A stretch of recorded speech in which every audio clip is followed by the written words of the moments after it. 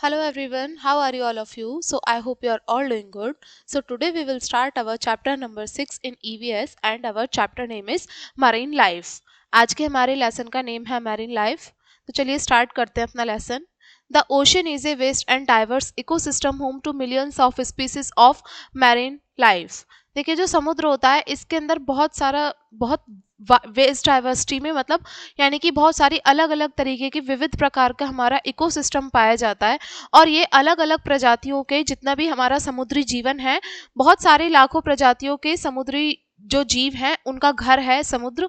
From tiny plankton to massive whales, जहाँ पर छोटे छोटे जीवों से लेके बहुत बड़ी बड़ी वेल्स पाई जाती हैं. Marine organism play crucial role in maintaining the health and balance of ocean environment.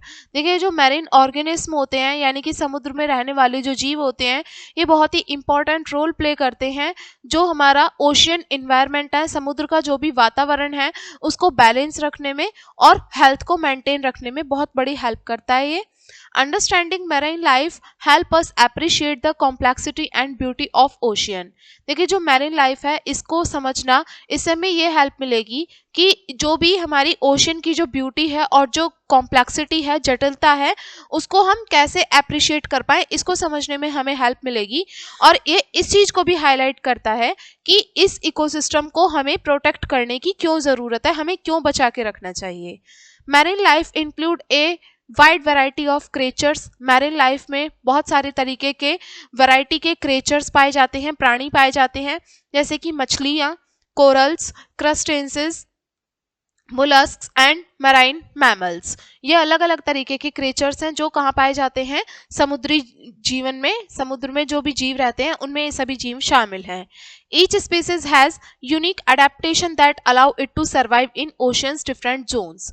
देखिए हर एक प्रजाति जो है उसकी अपनी अलग अलग अडेप्टेशन है जिसकी वजह से वो समुद्र में मतलब जितनी भी गहराई है उसमें अपना जीवन व्यतीत कर सकते हैं. वो इस तरीके की उनकी अडेप्टेशन है. From the shallow coastal area to the deep sea, जिसमें कि क्या चीज़ शामिल है, समुद्र के अलग अलग जोन्स हो गए. जैसे कि इसमें कोस्टल एरिया का मतलब होता है यानी कि समुद्र का तट जो होता है, किनारा होता है, वहाँ से लेकर के समुद्र की गहराइयों में रहने वाले जितने भी सारे जीव होते हैं हर किसी की अपनी अलग अलग वो होती है, मतलब अडेप्टेशन अलग अलग होती है जिसकी वजह से वो सर्वाइव कर पाते हैं. Learning about marine life also reveal the interconnectedness of ocean ecosystem and the impact of human activities on these fragile habitats. देखिए इसमें हम लर्निंग सीखने वाले हैं मराइन लाइफ के बारे में. इसमें यह भी चीज़ बताई जाती है कि मराइन लाइफ हमें ये भी चीज़ बताती है कि जो हमारा ओशन इकोसिस्टम है, ठीक है, और उसका क्या इम्पैक्ट पड़ता है हमारा मतलब ह्यूमन एक्टिविटीज़ का, और ये जो हमारी फ्रेगिल हैबिटेट्स हैं इन पर क्या प्रभाव पड़ता है जो भी हमारी ह्यूमन एक्टिविटीज़ हैं उन सभी का. चलिए अब हमारा नेक्स्ट टॉपिक है मैरीन क्रिएचर्स. मैरीन क्रिएचर्स यानी कि समुद्र में रहने वाले जो जीव होते हैं उसको बोला गया है यहाँ पे. The ocean is teeming with a wide variety of marine creatures each adapted to their specific environment. समुद्र में हमें पता है बहुत सारे तरीके के बहुत बड़ी वैरायटी होती है, अलग अलग तरीके के क्रिएचर्स पाए जाते हैं, प्राणी जीव पाए जाते हैं, और हर किसी को मतलब अडेप्टेड है अपने अलग अलग स्पेसिफिक एनवायरनमेंट में, वैसे ही ढला हुआ है. हियर आर सम एग्जांपल्स, और यहाँ पर कुछ एग्जांपल्स दिए आपको. सबसे पहला एग्जांपल है फिश. फिश मछलियों को कहते हैं. Fish are the most diverse group of vertebrates in the ocean. देखिए जो समुद्र में रहने वाले जितने भी सारे जीव हैं उसमें से पहले आता है फिश. फिश जो है ये सबसे मतलब समुद्र में पाए जाने वाला ऐसा वर्टिब्रेट्स का ग्रुप है जिसमें कि बहुत सारी हमें अलग अलग तरीके के मतलब बहुत सारा उसमें डाइवर्सिटी देखने को मिल जाती है. बहुत सारे अलग अलग तरीके की फिशेस मिल जाएंगी हमें देखने के लिए इसमें. They come in all shapes and sizes. Fish हमारी सभी शेप्स में होती हैं, सभी साइज में होती हैं. From tiny seahorses to large sharks, जिसमें छोटी छोटी सी शोर्स से लेकर के बड़ी बड़ी शार्क्स तक बहुत सारी फिश की वैरायटी अवेलेबल होती है. Fish have adaptations like Gill for breathing under water and fins for swimming. Fish की भी अडेप्टेशन अलग होती है, जैसे कि सांस तो लेती हैं वो किससे, गिल्स से लेती हैं सांस, और स्विमिंग के लिए क्या किसका इस्तेमाल करती हैं वो अपने फिन्स का. नेक्स्ट है हमारा corals. Coral are marine invertebrate that form large colonies called reefs. देखिए कोरल जो होते हैं ये मराइन इनवर्टिब्रेट्स होते हैं जो कि बहुत बड़ी बड़ी कॉलोनीज बना के रहते हैं, जिनको क्या कहते हैं, रीफ्स कहते हैं। These reef provide habitat for many other marine organism. और ये जो रीफ होते हैं ये बहुत सारे मतलब हैबिटेट प्रोवाइड कराते हैं और भी समुद्र में रहने वाले जीवों के लिए। Corals have a symbiotic relationship with algae. Corals का एक सिम्बायोटिक रिलेशनशिप होता है एल्गी के साथ में, जो कि उनको एनर्जी प्रोवाइड कराता है फोटोसिंथेसिस के जरिए। नेक्स्ट है हमारा क्रस्टेशियंस। नेक्स्ट है third crustaceans. This group include crabs. देखिए ये एक ग्रुप का नेम है जिसके अंदर कुछ वैरायटी के हमारे स्पीसीज आते हैं, जैसे कि इसमें क्या क्या चीजें शामिल हैं, crabs, lobsters and shrimp. Crustaceans have hard exoskeletons that protect their bodies. Crustaceans में मतलब देखिए ये ऐसे स्पीसीज आते हैं इसके अंदर, यानी कि जिन जीवों के बाहर मतलब एक क्या होता है, एक्सोस्केलेटन प्रेजेंट होता है ऑलरेडी, जो कि उनकी बॉडी को प्रोटेक्ट करके रहता है। बाहर से काफी हार्ड उनका स्केलेटन होता है जो कि उनको प्रोटेक्ट करता है। They are important scavengers and play a role in oceans food web. ये बहुत ही इंपॉर्टेंट स्कैवेंजर्स होते हैं और ये क्या एक रोल प्ले करते हैं ओशियन के, जो समुद्र का हमारा फूड वेब होता है उसमें इनका अच्छा खासा रोल होता है। नेक्स्ट है मोलस्क्स। मोलस्क किसको बोलते हैं, mollusc include animals like, mollusc के अंदर बहुत सारे एनिमल्स इंक्लूड होते हैं जैसे कि octopus, squids, clams and snails. Snail बोलते हैं घोंगे को। They have soft bodies. इनकी बॉडीज कैसी होती हैं, सॉफ्ट होती हैं। हमें पता है जैसे ऑक्टोपस हो गया और स्नेल हो गया, इनकी सॉफ्ट बॉडी होती है काफी। And many have shells for protection. और कुछ के पास कुछ शेल होता है, ऊपर से शेल होता है जो कि उनकी बॉडी को प्रोटेक्ट भी करके रखता है, प्रोटेक्शन के लिए होता है। Octopus and squid are known for their intelligence and ability to change colour. देखिए ऑक्टोपस और स्क्विड जो होते हैं उनको उनकी बुद्धिमत्ता के लिए जाना जाता है और उनकी रंग बदलने की क्षमता के लिए भी उनको जाना जाता है। फिफ्थ है मराइन मैमल्स। मैमल्स बोलते हैं स्तनधारी जो जीव होते हैं वो।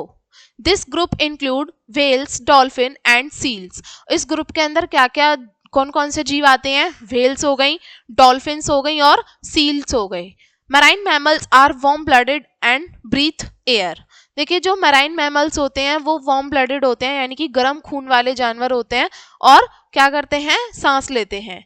They have adaptations for swimming and diving. इनकी कैसी अडेप्टेशन होती है, ये तैर भी सकते हैं और डाइव भी कर सकते हैं, जैसे कि streamline body and blubber for insulations.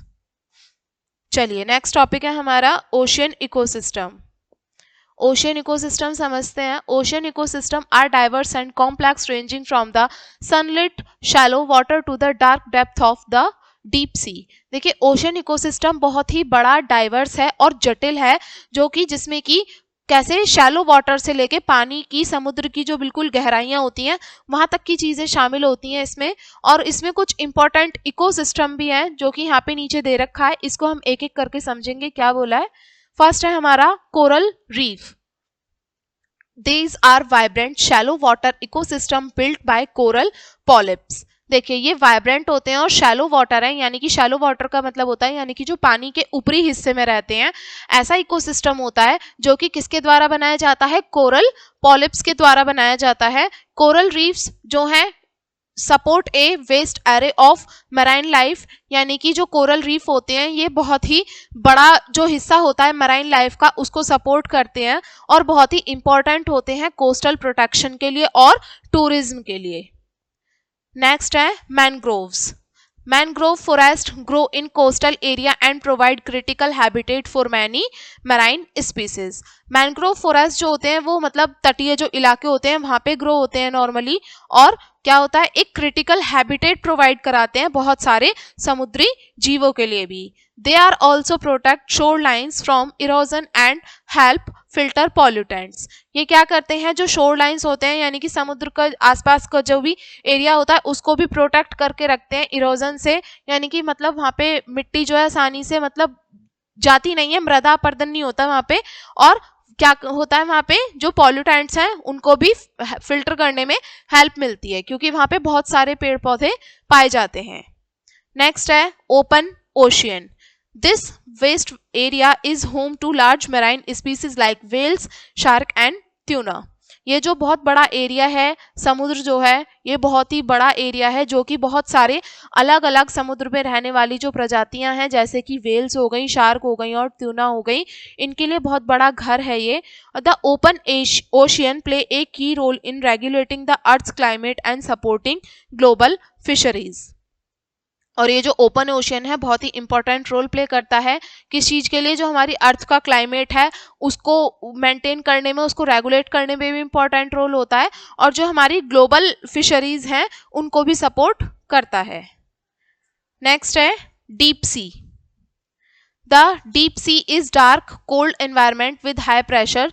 जो डीप सी होता है ये क्या होता है, डार्क होता है, घना होता है, और वहाँ का एनवायरमेंट कोल्ड होता है, जहाँ पे कि हाई प्रेशर होता है, बहुत उच्च दबाव होता है वहाँ पे।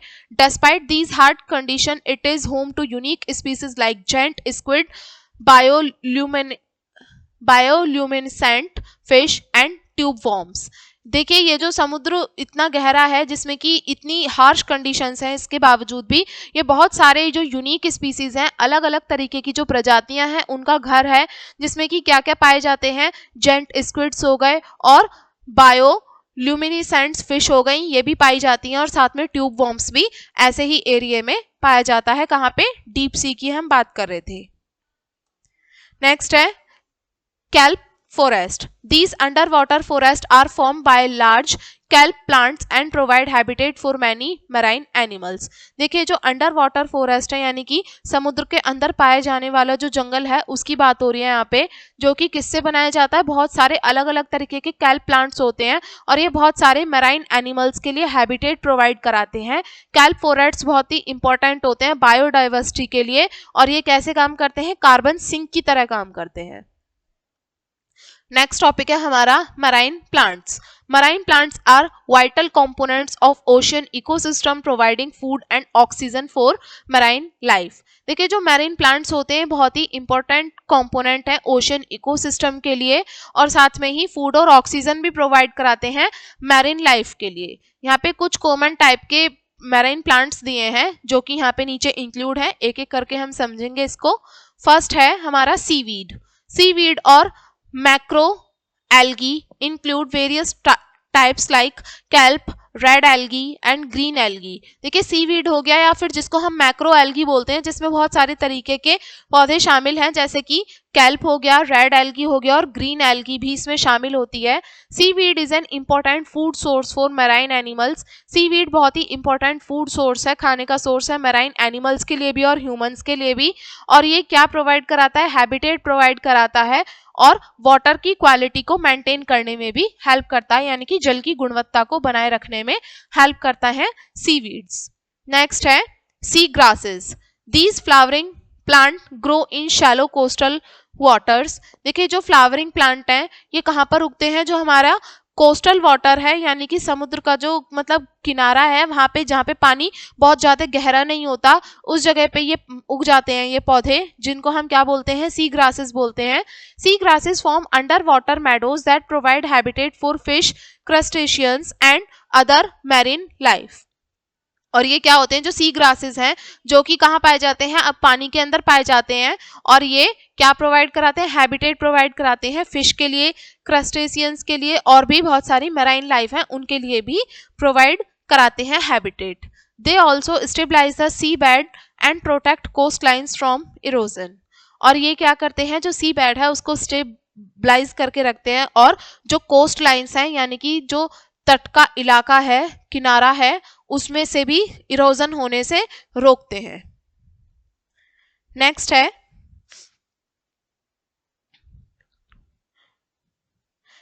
हमारा phytoplankton.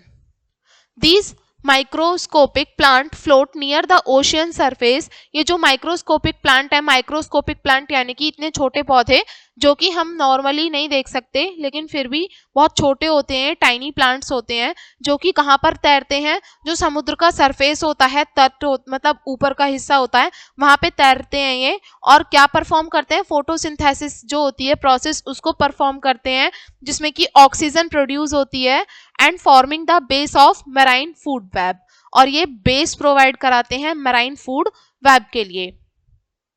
Phytoplankton is primary food source for many marine organism. ये फाइटोप्लैंक्टन जो है प्राइमरी यानी कि प्राथमिक फूड सोर्स है, खाने का स्रोत है प्राथमिक, बहुत सारे अलग अलग माइक्रो ऑर्गेनिज्म है उनके लिए, जैसे कि फिश और व्हेल्स के लिए। नेक्स्ट है थ्रेट टू ओशियंस, यानी कि बाधा को बोलते हैं थ्रेट। फर्स्ट है पॉल्यूशन। पॉल्यूशन प्रदूषण को कहा जाता है। Marine pollution from plastic, chemical, oil spills and agricultural run of harms marine life and ecosystem. देखिए जो मैराइन पॉल्यूशन है जो कि किससे फैलता है, जल में फैलने वाला जो पॉल्यूशन है, जो कि प्लास्टिक से फैलता है, केमिकल से फैलता है, कई बार जो जल के में जो मतलब वो होते हैं ऑयल के जो टैंक होते हैं बड़े बड़े, उसमें से तेल निकलने लगता है, उससे भी पॉल्यूशन फैल जाता है। और एग्रीकल्चरल रन ऑफ जो है ये बहुत ही नुकसान पहुंचाते हैं हमारी जो समुद्र का जो जीवन है उनके लिए भी और इकोसिस्टम के लिए भी। Plastic can entangle animal and can be ingested causing injury और डेथ। देखिए प्लास्टिक जो है ये बहुत ही मतलब नुकसान देने वाली चीज है, जो कि जानवर जिनको खा लेते हैं, और कई बार तो इससे मौत भी हो जाती है या फिर इनसे जख्मी भी हो जाते हैं जो समुद्र में रहने वाले जानवर हैं वो। नेक्स्ट है overfishing. Overfishing depletes fish population and disrupt marine food web. Overfishing का मतलब ये है कि जिससे जो फिश की जो पॉपुलेशन है, मछलियों की जो जनसंख्या है तो वो घटती है इससे, और साथ में जो मराइन फूड वेब है वो भी डिस्टर्ब होता है। It can lead to collapse of fisheries and loss of biodiversity, जिसकी वजह से क्या होता है, जो फिशरीज हैं उस पे उससे कोलैप्स होता है, और साथ में जो बायोडाइवर्सिटी है उसका भी नुकसान होता है। Third one is climate change. Rising ocean temperature and acidification due to climate change affect marine life. देखिए जो समुद्र का जो तापमान है उसके बढ़ जाने से, और जो एसिडिफिकेशन होता है जो कि किसकी वजह से होता है, एसिडिफिकेशन यानी कि जो हमारा जलवायु है उसमें परिवर्तन की वजह से, इससे जो हमारी मराइन लाइफ है और हैबिटेट है वो तो प्रभावित होती ही होती है। और साथ में coral bleaching caused by increasing water temperature. जो कोरल ब्लीचिंग है जो कि किसकी वजह से होती है, क्या कारण है इसका, पानी का बढ़ने वाला जो टेम्परेचर है वो, और ये बहुत ही महत्वपूर्ण बाधा है किसके लिए, कोरल रीफ के लिए। Next one is habitat destruction. Coastal development, deforestation and destructive fishing practices damage marine habitat like coral reef। जो हमारा coastal development है और साथ में जो डिफोरेस्टेशन है, डिफोरेस्टेशन यानी कि वनों का कटाव होना, और साथ में बहुत सारी मतलब जरूरत से ज्यादा फिशिंग करना, मतलब मछलियों जरूरत से ज्यादा निकालना, इनकी वजह से क्या है, जो हमारी मराइन हैबिटेट है जैसे कि कोरल रीफ हो गए, मैनग्रोव्स हो गए और सी ग्रास बेड्स हो गए, इनका भी बहुत ज्यादा नुकसान होता है, इनको नष्ट किया जाता है इन सभी के जरिए। नेक्स्ट है invasive species. Non native species introduce to marine environment can out compete native species. देखिए जो नॉन नेटिव स्पीस होती हैं जो कि मराइन एनवायरनमेंट में आ जाती हैं, इससे क्या होता है, आउट कम्पीट जो नेटिव स्पीसीज हैं वो हो सकते हैं, जैसे कि हमारा इकोसिस्टम डिस्टर्ब होता है, और साथ में जो इकोनॉमिक डैमेज है वो भी होता है। नेक्स्ट टॉपिक है हमारा मराइन कंजर्वेशन, यानी कि जो हमारा समुद्री जीवन है उसको बचाए रखना या उसका संरक्षण। Conserving marine ecosystem is crucial for the health of the planet and the well-being of future generations। देखिए जो मराइन इकोसिस्टम है इसका संरक्षण करना बहुत ही महत्वपूर्ण है, एक तो हमारे प्लैनेट के हेल्थ के लिए भी, और साथ में आने वाली जो हमारी फ्यूचर जनरेशन है उनके लिए भी बचाए रखना जरूरी है। Efforts to protect marine life and habitat include. देखिए जो मराइन लाइफ है उसको बचाने के लिए जो एफर्ट्स किए जा रहे हैं उसमें से कुछ यहाँ पर निम्न प्रकार दिए हुए हैं, इनको हम एक एक करके समझेंगे।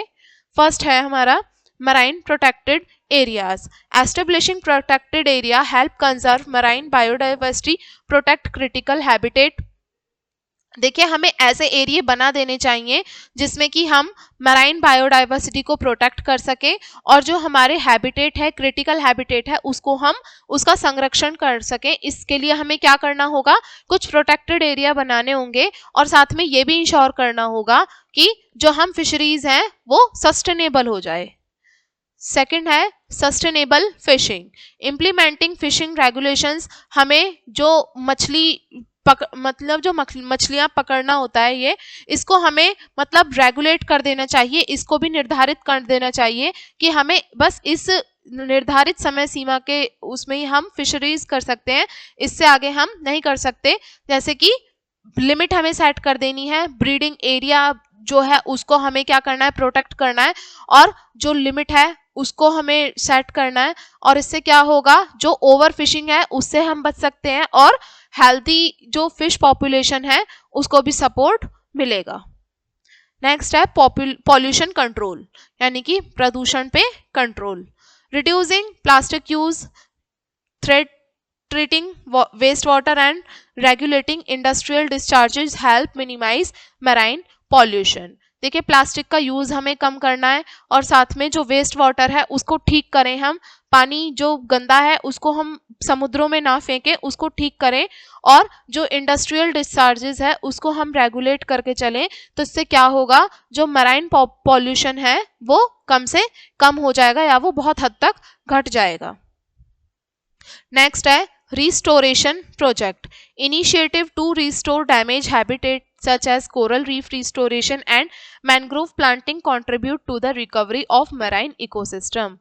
देखिए बहुत सारे ऐसे कदम हमें उठाने होंगे जिसमें कि जो हमारे डैमेज हैबिटेट है, जैसे कि कोरल रीफ को रिस्टोर करना, मैनग्रोव को ज़्यादा से ज़्यादा लगाना, मैनग्रोव जो प्लांट्स हैं उनको ज़्यादा से ज़्यादा लगाना, इन सभी से क्या होगा कि जो हमारी मराइन इकोसिस्टम है उसको हम रिकवरी के लिए हम कंट्रीब्यूट कर पाएंगे। नेक्स्ट है एजुकेशन एंड अवेयरनेस, यानी कि शिक्षा और जागरूकता।